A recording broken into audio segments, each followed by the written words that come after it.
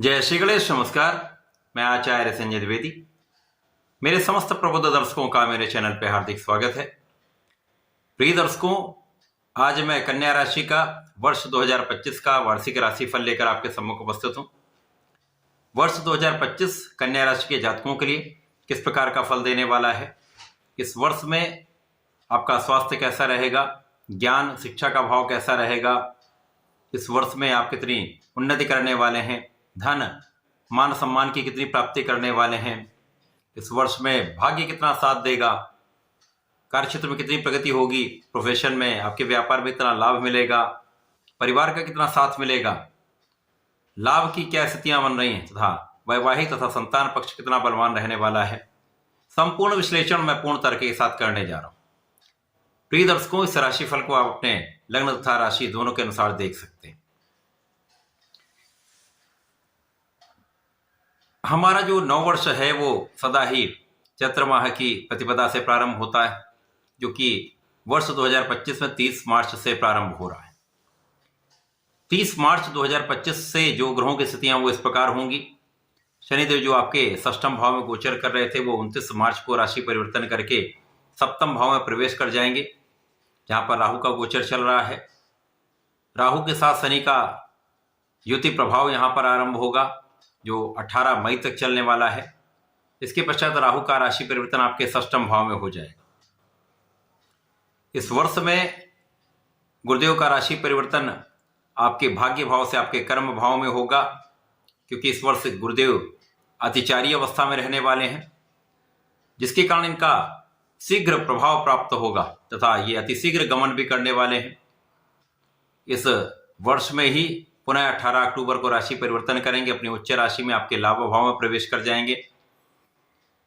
5 दिसंबर को ये वक्री अवस्था में आते हुए आपके दसम भाव कार्यक्षेत्र में प्रवेश कर जाएंगे। इस प्रकार से पूरे वर्ष में इन 3 ग्रहों का ये प्रभाव रहने वाला है, और वार्षिक फलन सदा ही इन 3 ग्रहों पर ही आधारित होता है, क्योंकि ये तीनों लंबी अवधि के ग्रह हैं, जिसमें गुरुदेव बृहस्पति 1 वर्ष के लिए गोचर करते हैं, शनिदेव का प्रभाव 2.5 वर्ष के लिए होता है तथा राहु का प्रभाव 1.5 वर्ष के लिए प्राप्त होता है। प्रारंभिक समय से जो ग्रहों की स्थितियां बन रही, जहां पर शनिदेव आपके षष्ठम भाव से सप्तम भाव में पहुंचेंगे, गुरुदेव की राशि में होंगे, यहां पर राहु के साथ युति प्रभाव आरंभ होगा। राहु और शनि का जब भी प्रभाव प्राप्त होता है, चाहे वो युति प्रभाव हो, दृष्टि प्रभाव, यहां पर एक असाध्य योग बनता है, अनप्रिडिक्टेबल योग बनता है। असाध्य से आप समझ चुके हैं, इसका अर्थ है जिसे साधा ना जा सके, पता ही नहीं चलता कि क्या हो रहा है, कैसे क्या हो रहा है। कभी इनकी युति प्रभाव से एक अच्छा परिणाम प्राप्त हो सकता है, परंतु कहीं ना कहीं यहां पर इनका दुष्प्रभाव भी प्राप्त होता है। यहां पर अच्छी स्थिति यह है कि शनि केंद्र के भाव में है, राहु यहां पर शनि के नक्षत्र में होकर शनिवत प्रभाव देंगे तथा राहु को शनिवत कहा भी गया है, तो यहां पर कुछ समस्याएं कम होंगी। जो राहु का अभी तक सीधा अकेला दृष्टि प्रभाव प्राप्त हो रहा था, अथवा जिस राशि में उस राशि में राहु का अकेला प्रभाव था, उस प्रभाव की जो समस्याएं आ रही थी उनको शनिदेव यहां पर आकर दूर करेंगे, क्योंकि राहु का सीधा सीधा दृष्टि प्रभाव आपके लग्न पर था, जिसके कारण शारीरिक स्वास्थ्य में समस्या, मानसिक स्वास्थ्य में समस्या तथा यहां पर कहीं ना कहीं भ्रम की स्थिति तथा अकारण भय, ये स्थितियां बनती हैं। राहु का प्रभाव जब ये अकेले होते हैं तो निश्चित रूप से जो इनका नैसर्गिक स्वभाव है वो संपूर्ण रूप से प्राप्त होता है।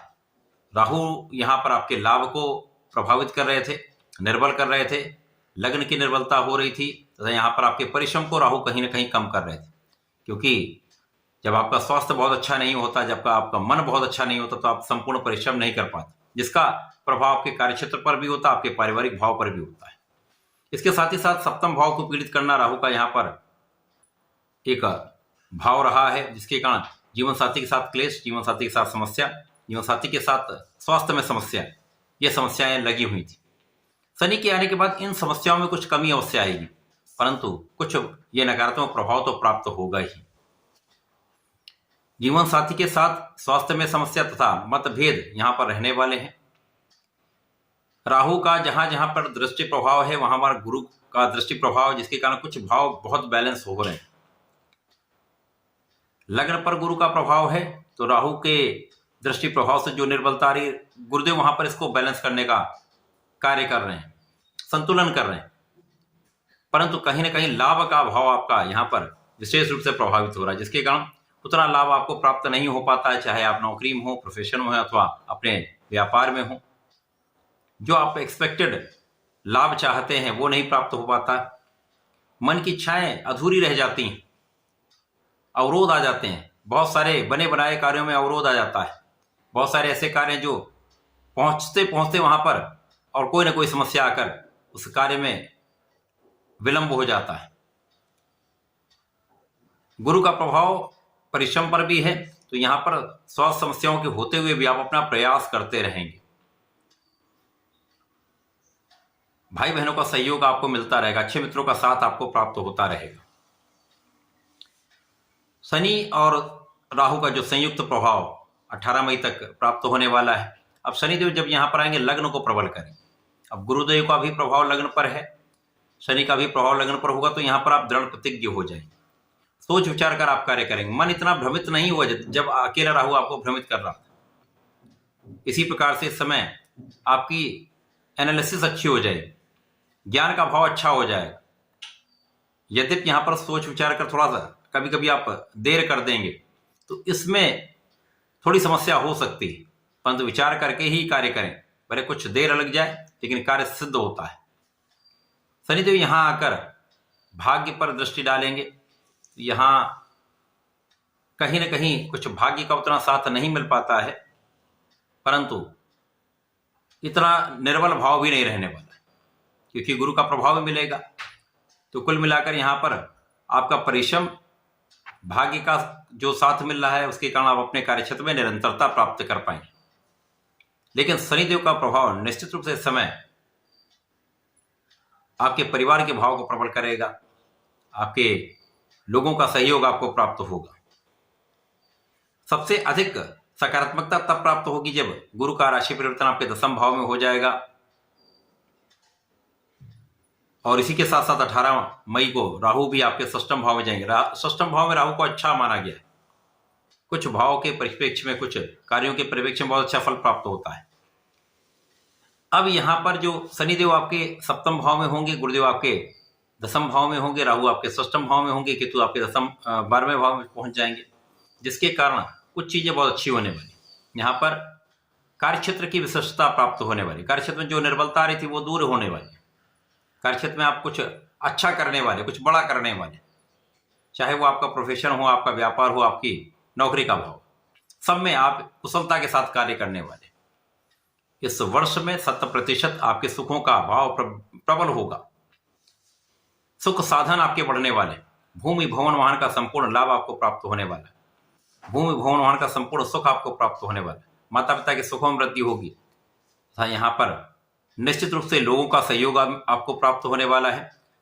व्यापारिक भाव में लोगों का सहयोग मिलेगा, नौकरी में उच्च अधिकारियों का सहयोग मिलेगा तथा यदि आप राजनीति में हैं तो विशेष रूप से यहाँ पर जनता के साथ आपका समन्वय बहुत अच्छा रहने वाला है, जिसका लाभ आपको आपके राजनीति के क्षेत्र में प्राप्त होने वाला है। तो ये अच्छे पद की प्राप्ति हो सकती है, पदवृद्धि हो सकती है, कार्यक्षेत्र का विस्तार हो सकता है। अब यहां पर गुरु होंगे तो धन भाव भी प्रबल करेंगे। यद्यपि राहु का भी प्रभाव यहां पर धन भाव पे होगा, तो धन तो निश्चित रूप से आपके पास आने वाला है, धन आएगा। धन को बचाने की प्रक्रिया में कहीं ना कहीं समस्या आ सकती है, धन संचय के लिए आपको सोचना होगा। वाणी के प्रभाव में कुछ निर्बलता आ सकती है, वाणी कुछ दूसरी तो हो सकती है, परंतु गुरु का भी प्रभाव है, तो यदि विचार करके बोलेंगे तो समस्या नहीं होगी, बिना विचारे बोलेंगे तो समस्या निश्चित रूप से होगी। तो विशेष रूप से परिवार के भाव में यहां आपकी वाणी के कारण समस्या हो सकती है, अतः यहां पर ध्यान पूर्वक आपको बात करना चाहिए। इसी प्रकार से गुरु का प्रभाव आपके लिए, अब राहु आपके 6वें भाव में है, गुरुदेव यहां पर होंगे, 6वें भाव में राहु होंगे, राहु पर दृष्टि का प्रभाव होगा। तो राहु जो कहीं ना कहीं यदा कदा विवाद उत्पन्न करने वाला है, आलोचना करने वाले लोग बनने वाले हैं, आपके नकारात्मकता देने वाले लोग होने वाले हैं, यहाँ पर स्वार्थी मित्र बनने वाले हैं, इन सब पर कहीं ना कहीं गुरुदेव का नियंत्रण भी होगा। ऋण यदि चाहिए तो ही लीजिए, बिना कारण से ऋण बढ़ाने का प्रयास आपके लिए कष्ट का कारण बन सकता है। यदि आप चाहेंगे तो इस समय आप ऋण से मुक्त हो सकते हैं, ऋण चुकाने का प्रयास करिए। इसके पश्चात जब गुरुदेव का राशि परिवर्तन आपके एकादश भाव में हो जाएगा, अत्यंत विशिष्ट भाव है, यहां पर आपके लाभ की मात्रा कई गुना बढ़ जाएगी, लाभ अत्यंत विशिष्ट हो जाएगा। अब यहां पर गुरुदेव जब होंगे तो ज्ञान शिक्षा का भाव अत्यंत प्रबल रहेगा, संतान बहुत अच्छी रहेगी, संतान प्राप्ति का योग बनेगा, संतान भी बहुत अच्छी रहने वाली, संतान सुख भी प्राप्त होगा। शिक्षा के क्षेत्र में विशेष रूप से अच्छा परिणाम आपको प्राप्त होगा, प्रतियोगिता परीक्षा में सफलता मिलेगी, सरकारी नौकरी के प्रयास में आपको सफलता मिलेगी तथा इस समय जीवन साथी के साथ सामंजस्य भी बहुत अच्छा हो जाएगा। जीवन साथी के साथ आपसी सद्भाव में वृद्धि होगी।